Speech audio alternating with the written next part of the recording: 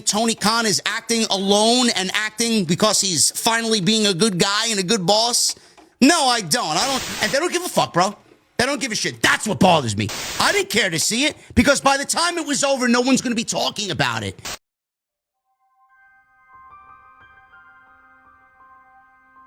AEW was supposed to be the breath of fresh air. And for a while it was. But now, it's killing the wrestling business. At least that's what every diehard WWE fan would have you believe. That's their narrative. The picture they will paint for you. A constant barrage of bad faith takes, cherry-picked stats, and loud voices trying to bury something that dares to be different. But to me, that flawed criticism isn't really isolated to AEW or even wrestling as a whole. To me, I see it as a study in human psychology and how we react to change. 4.5 hours is absolutely unfair and unreasonable from him to the fan base watching at home, especially on the East Coast. I know everybody in the chat feels the same way that we feel. Too long. There's this idea in psychology called cognitive dissonance. You've probably heard of it. The psychological story of decision-making doesn't end, however, when a decision has been made. The act of making a decision can trigger a flood of other processes. According to psychologist Leon Festinger, whenever we choose to do something that conflicts with our prior beliefs, feelings, or values, a state of cognitive dissonance is created in us. A tension between what we think and what we do. Is what happens when your beliefs and your actions don't quite match up. For example, when people smoke, the behavior, and they know that smoking causes cancer, the cognition, they are in a state of cognitive dissonance because they are actively participating in an action that is contrary to their beliefs. Or someone who binges every Marvel movie or TV show only to complain that it is too commercial or recycled generic nonsense. Jeez, I swear there's like 1,000 of these videos. It's almost like it's recycled generic nonsense too. You see where I'm going with this, right? Because in wrestling, it works the same way.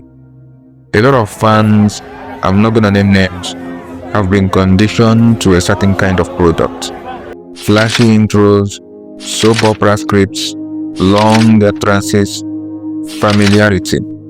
Then AEW comes and it so happens to be different, and worst of all, is unaffiliated with anything WWE, except for some wrestlers that managed to jump ship, I guess.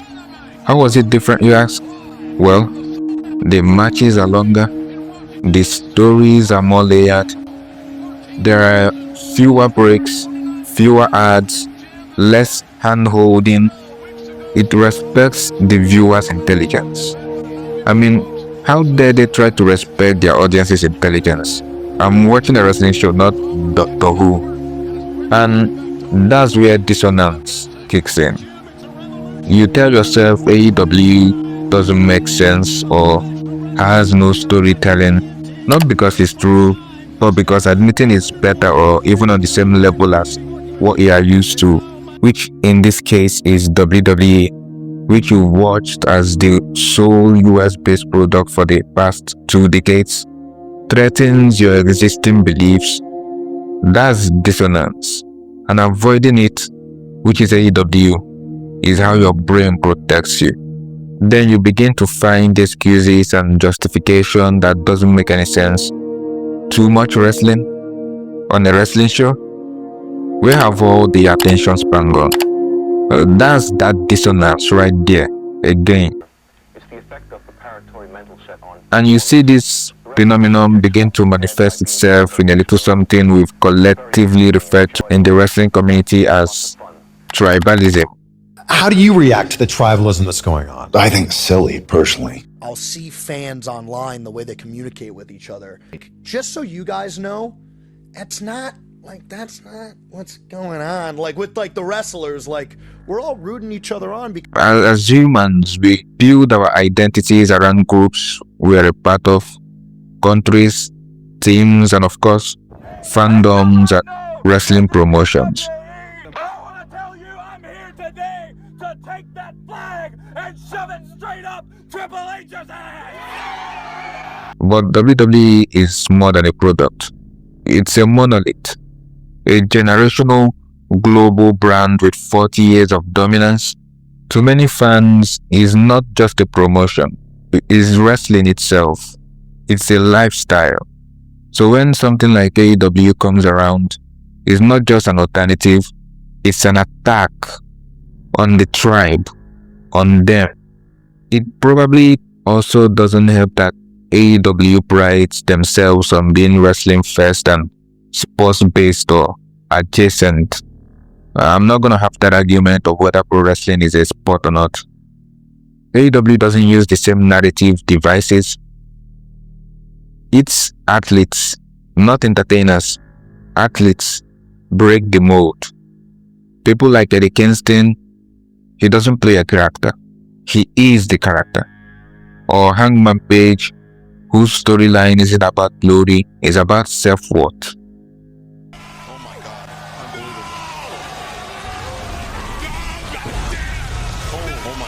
The moment something exists outside the familiar language of WWE, it's rejected, mocked, because if it doesn't belong to the tribe, it must be wrong. And everyone in that tribe has to agree with the narrative or you get kicked out. That's called confirmation bias.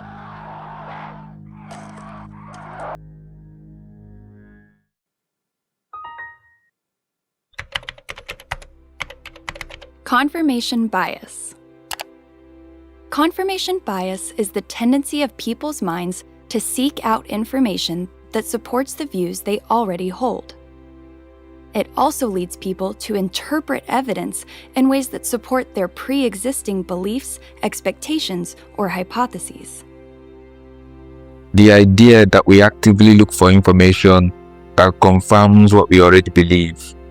If someone already thinks AEW is bad, they will find every reason to keep believing that.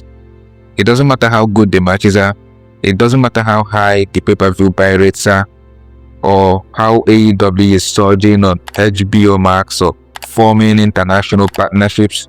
All that gets tuned out to the very back of the brain. People like JD have built platforms around hating AEW. Why? It's profitable, it's predictable, it's performative. Because these critics don't care about what's actually happening. They care about validating their opinions. And their audience, they eat it up. Because it feels good to be right, even if it means lying to yourself.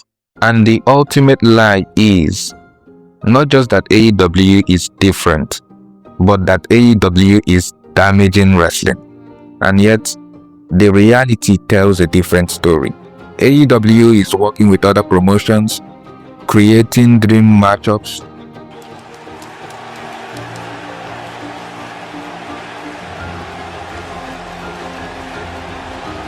Boy, we're all just kind of soaking it in right now.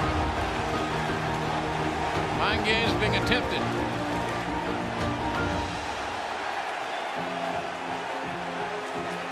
Building shared wrestling universe, not a monopoly. New stars are being made, forgotten stars are being reborn, women's wrestling is treated with care, international talent is respected, tag team wrestling thrives. Even if AEW isn't hurting the business, it's preserving it. Meanwhile, WWE's answer is to control the narrative, to block out dissent, to buy loyalty. The reality, AEW raised the standard, and the backlash is the price you pay for being the first. They will argue AEW isn't selling out arenas like it used to in the early days, but that's just AEW getting out of its honeymoon phase and building its core audience.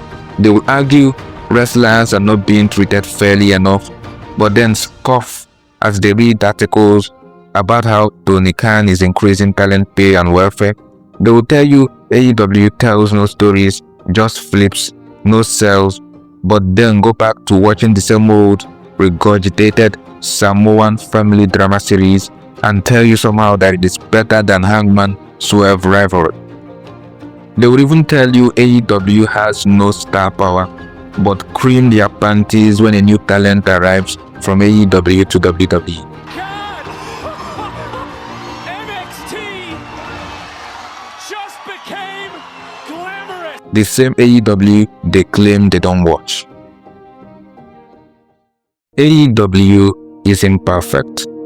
No promotion is. But the backlash it gets isn't about botches, booking, or blood. It's about fear. Fear of the unfamiliar. Fear of losing control. Fear of a world where the other might actually be better.